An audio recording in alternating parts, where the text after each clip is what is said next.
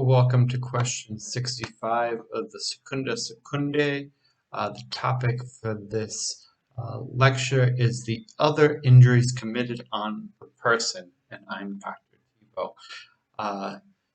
Sounds a little bit like we're starting in the middle of something, and that's because we are. So we were talking about justice. We're talking about commutative justice, the justice between individuals within a society, and we have already covered injuries to our neighbor related to murder. That's question 64.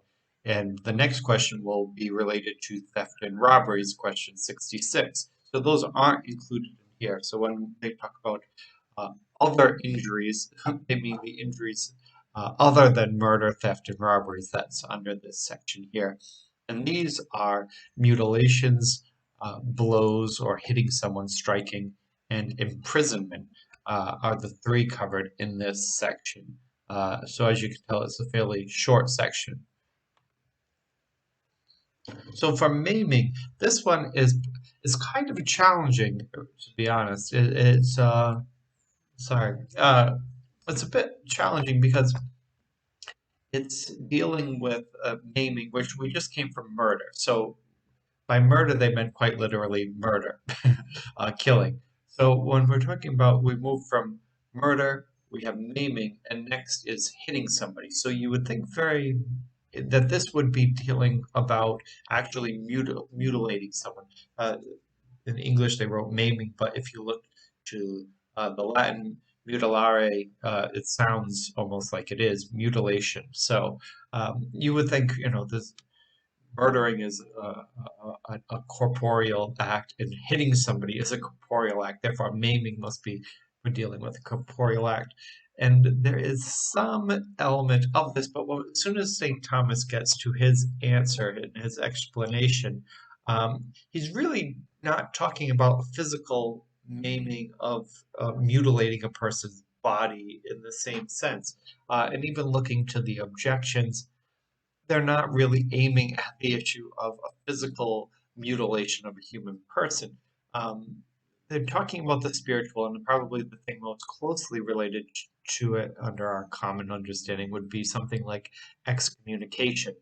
Should we cut off a member of the body? And what is frequently spoken about or written about in this section would be how all parts aim at the goodness of the whole.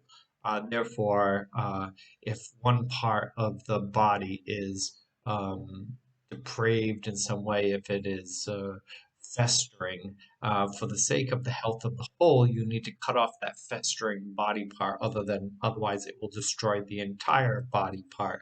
But throughout this is quite clear he's not actually talking about medical surgery. He's not talking about doctors and physicians. He's really talking about communities. So I think this is better seen within the frame of a spiritual or social. I think social is another part that's important here. Social form of excommunication. So he's not speaking strictly about the church. At least he's not claiming to speak.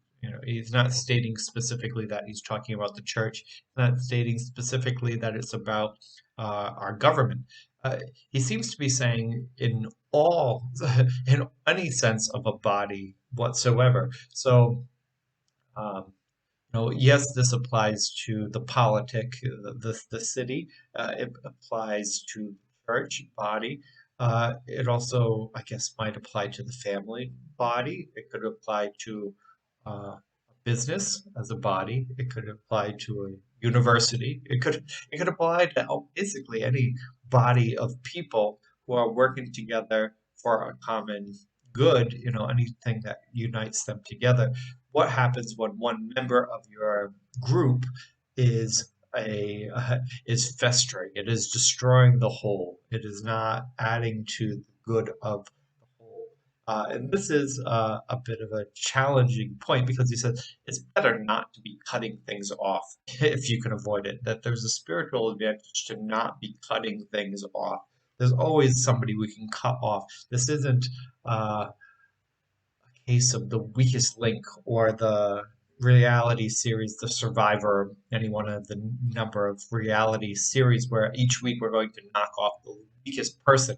That shouldn't be the goal within any group that we're in. It's not the goal of the church to look at who is the weakest member of our parish and let's kick them out in order to make us stronger.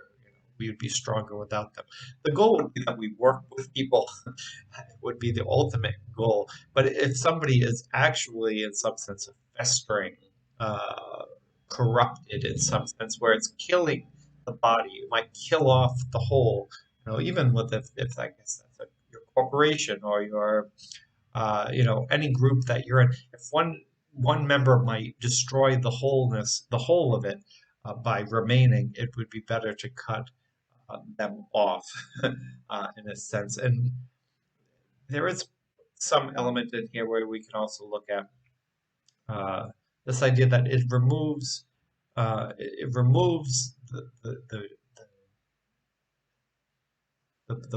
bad member for the sake of the common good, but it also in some ways aims to force the festering person to reform their own life. So by being cut off, it's disallowing for this type of codependency where uh, everyone's allowed to pretend like everything's normal when it's not normal.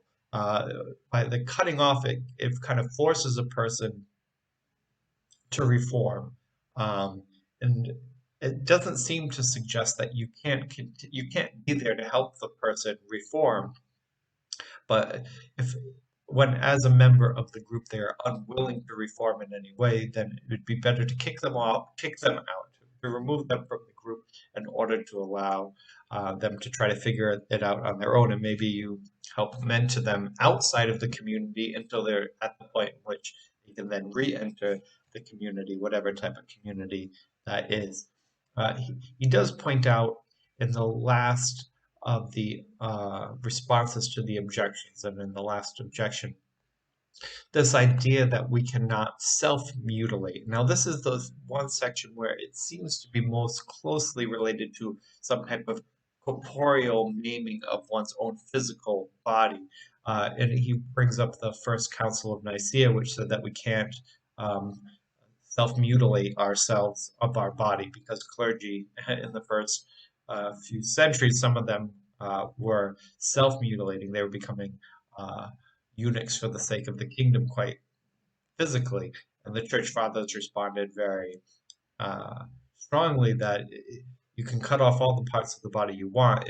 That's not going to fix anything if your concupiscence, if you're lustful will, it remains. It's not a matter of the physical body that's the problem. It's the problem of the will.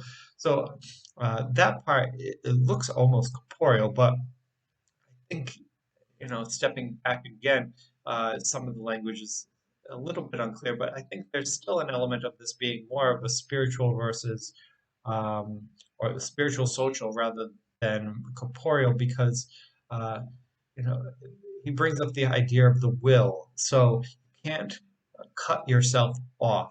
You can't maim yourself.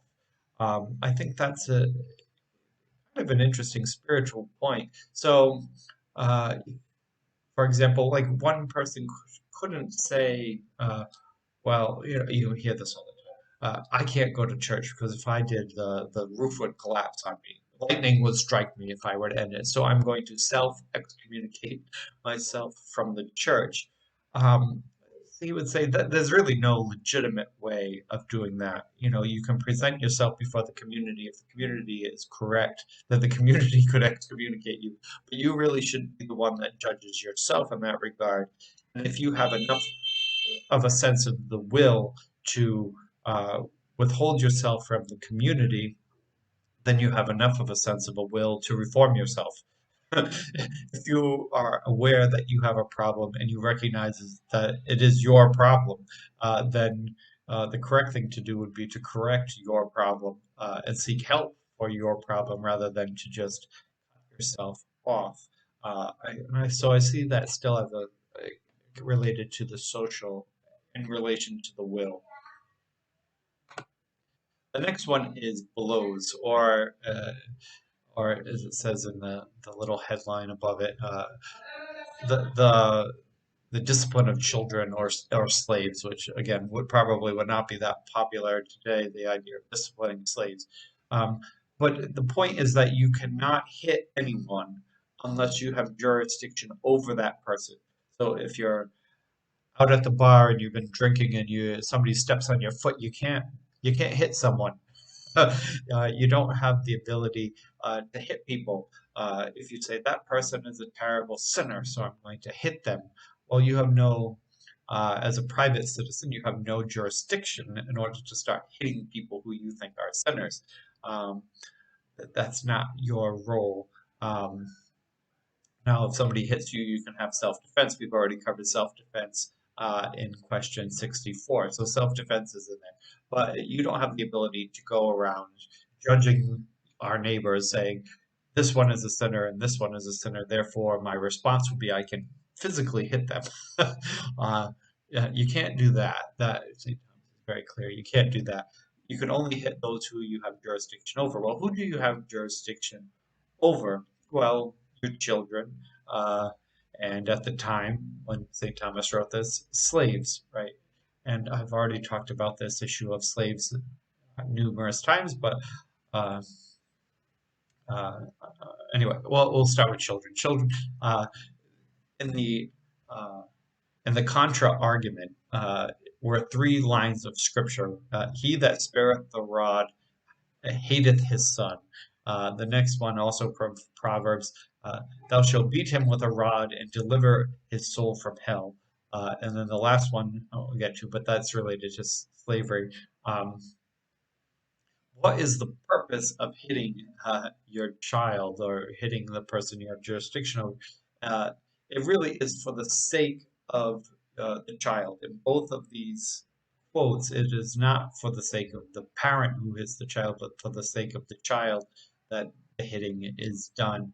Um, and it makes it very clear that striking is not the same as maiming. Maiming changes the integrity of the body. It removes a limb. It does something permanent versus striking, which only intends to increase a little bit of the pain. So they are talking about something much more minor, and the purpose of it is for the sake of the other. And he makes it very clear that nobody should ever strike someone when they're in anger, right? If you are hitting your child because you are angry, then you are wrong. You're sinning by hitting out of anger, or you're frustrated, or whatever reason. It's not a carte blanche permission to hit your child. It's You should be rational, reasonable, give a thorough explanation. The child should be made very clear why this is being done, what the purpose of it is being done, and that it is an expected punishment that will be foreseen by the child, and that it would be very uh, reserved, and it's for the sake of bringing the child in the right direction.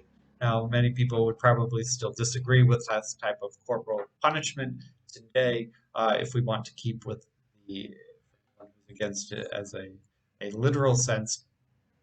There still is a very important spiritual element of this, that there should be punishment of the child, whether it's physical or in other ways. A parent who does not punish their child, does not discipline their child, uh, hates their child. If you're trying to be your child's friend rather than your child's parent, uh, trying to be your child's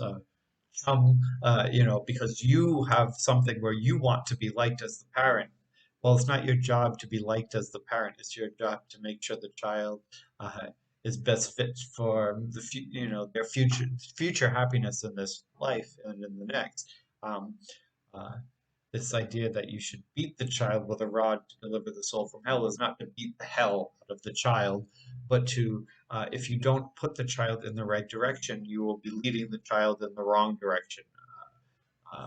That would be important element. That is, it's not meant to be severe, but it is meant that discipline and punishment is necessary for the sake of the child, not for your, not because you enjoy beating children or you because you get frustrated and you feel justified at being a bully, bullying your child. That's not acceptable. Um, the last part about the slavery one, again, I've mentioned it many times, but I think it's not academically correct to leave out something so obvious as this. Plus, anyone who's watching this video might be a serious student of the Summa or maybe a college student of the Summa and is why they're looking this up. So I want to make sure that it's treated at least fairly and academically. This idea that torture and fetters are for a malicious slave. Well, this is part of the contra argument. So this is not St. Thomas's argument. So let's be clear. It's in the Summa, but this is the contra argument. This isn't a quote that he gave because he said, "And I say." This isn't that. He's, his "I say" arguments often take the objections and take the contra argument, and he's usually more in favor of the contra argument, but he's usually trying to find some middle ground between the two. So this is an extreme line from Scripture. It's also taken from the book of Sirach, which was the instruction of a father to his son. It's not. Um, it's not particularly, it's more of a book of wisdom. It's more like Proverbs than it is some type of divinely inspired. It's not prophetic. It's not a prophetic book. It's a wisdom book, and it's based a lot on practical wisdom that a father has learned throughout his life. There are things he relates to God, but there's a lot of things he just relates to practicality of everyday life. And this line is probably one of those practicality of everyday life issues. Granted, it is in the scriptures, but it's important that we don't read every line of scripture as if it is a divine command. Some of that is not divine command. Some of it is part of just wisdom literature. That might scandalize some people that I say that, but I think that is a fair reading of Scripture. What St. Thomas does say on this, and it's too long to really put it into just a little quote, it's that you are responsible for those who are under you, and you are responsible for putting them in the right pathway. And if you don't keep on top of your responsibilities, that is to your detriment. So, in brief, if you want to see this, I probably have to make a complete video about slavery. But slavery, according to Aristotle and Thomas Aquinas, is only lawful if it is mutually beneficial to both parties. So that the person who gives up their freedom being a slave is better off than if they had the freedom on their own. And the slave owner must also mutually benefit for this type of slavery to be acceptable. There is no such thing as any racially or culturally driven people who are said to be slaves. There's no this idea of black people being slaves is not acceptable under the Aquinas or Aristotelian approach. It's only people who would be better off who under this. And if we were to think in our society today, who would be better off if they abandoned some of their freedom in order to be under the control of somebody who could help them be happier, more productive, safer within their lives? Somebody who has some type of mental illness or addiction or other problems within their life where they really can't really can't be self-sufficient on their own. They really need somebody to direct them in how they live. Because of this, you can't just let somebody who on their own doesn't do very well, right? If they were better off just following their own will and doing their own thing, then they wouldn't be able to be slaves under this system. So for them to be under your roof and being, under your guidance, and you don't give them any guidance, that would be to their detriment and to your detriment. So that's kind of how this plays out in the Thomistic approach. Whether or not we could find a way to have modern day slavery, I don't think is an issue even really worth exploring. And certainly, if we were to have a system which has that type of mutual beneficial aspect of it, we wouldn't call it slavery because of the horrors of slavery of the last uh, 500 years. So again, maybe it's not the most relevant point, but St. Thomas was writing in his time and in his culture, not in ours, and not in a time when we had this type of racial slavery. Imprisonment is another aspect. So three he talks about is, well, he talked about murder and then maiming, then striking, now imprisonment. These are the ways in which we control one another. So again, commutative justice is how we treat one another. These are the ways in which we are controlling one another.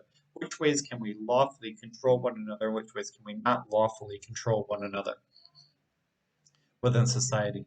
And this is not the government controlling us. That would be distributive justice, which we've already covered. Question 63. So this question, can we imprison one another? I think probably that's a kind of an obvious answer, that we can't just take people off the street and throw them into our own personal private jails. Most of us don't have private jails. Anyway, but it said it's unlawful to imprison or to take away or detain a man unless it be done according to the order of justice, either in punishment or as a measure of precaution against some evil. So individuals should not be imprisoning people. The order of justice, which is this valid authority of the society, that they can. All right, the Justice Department can, but individuals cannot. And he even kind of throws in here a little gem of what is the purpose of valid judgment, valid imprisonment. It can be for punishment or to prevent a preventative matter, to prevent some type of evil. The three objections I thought were particularly interesting. One, it would be, man was made to be free, therefore he should not be imprisoned. Who are we to take away freedom of man when God made man free?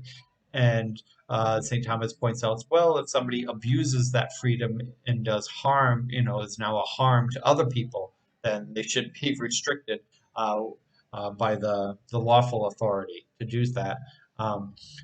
This idea that only God can judge me. God is the judge, not man. Well, he says, uh, not entirely. Some things God will judge. That it's not up to man to judge everything at all times. It's not the job of man to try to become God in this world. However, there are some offenses which are dangerous to others. It hinders the freedom and the happiness and the free will of others.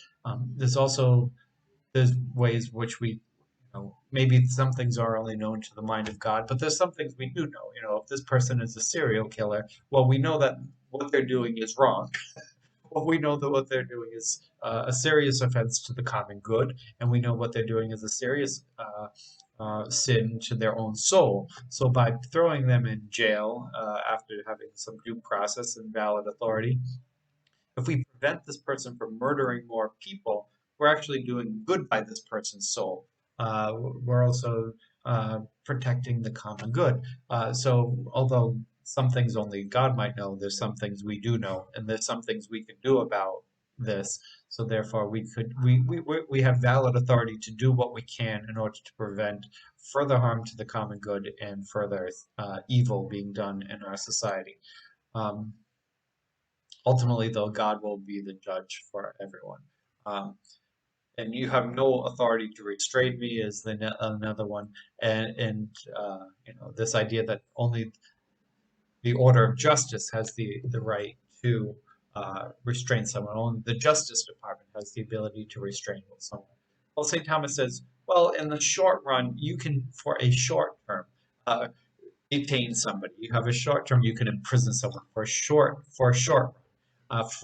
time. If somebody is being a madman and he's about to jump off of a precipice, as St. Thomas's example, you have the ability to stop them from jumping off of the precipice. If somebody is going to commit suicide on top of a building, you can detain the person, stop them from jumping off of the building in the short term in order to get the person help if the person has a gun and they're going to kill people. You have the ability to detain the person before the police get there, before there's been a judge, before there's been a trial, because you need to stop them from doing that evil that they're about to do imminently.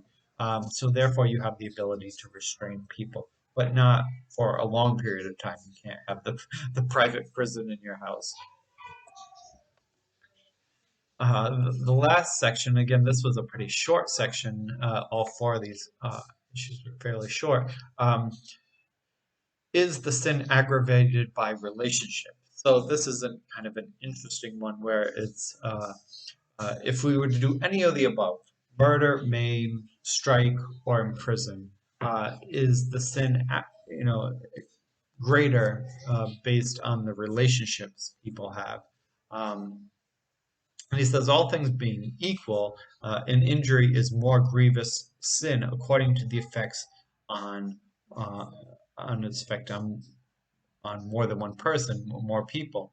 Um, but he looks at it from both sides too. So injuring of a public person could be more grievous because of the role that public person has. So if somebody were to strike the Pope, it would be more egregious than striking me, because the Pope is the vicar of Christ and one of the primary spiritual guides for 1 billion Catholics. So to strike the Pope is also disrespect and to injure the 1 billion living uh, Catholics today.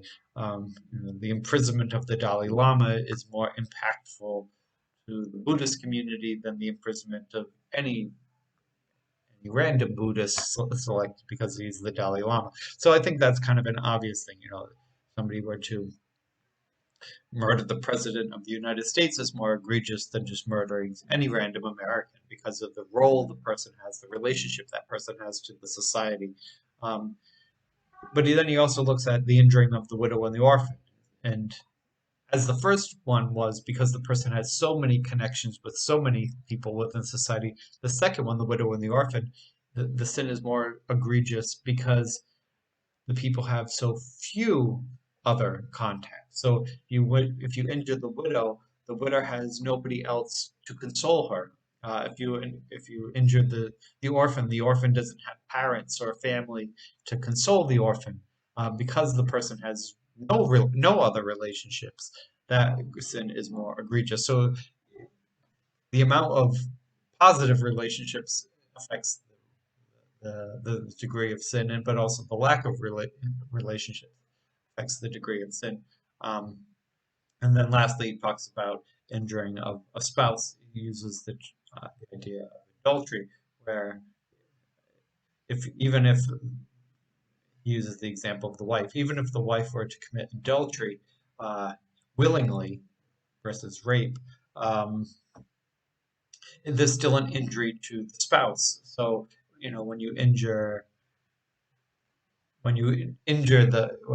when there's been an adultery, it doesn't just injure the two parties who have committed the adultery; it affects their families as well, and rape as well. If somebody is raped, it doesn't just affect the person raped; it rapes the whole community.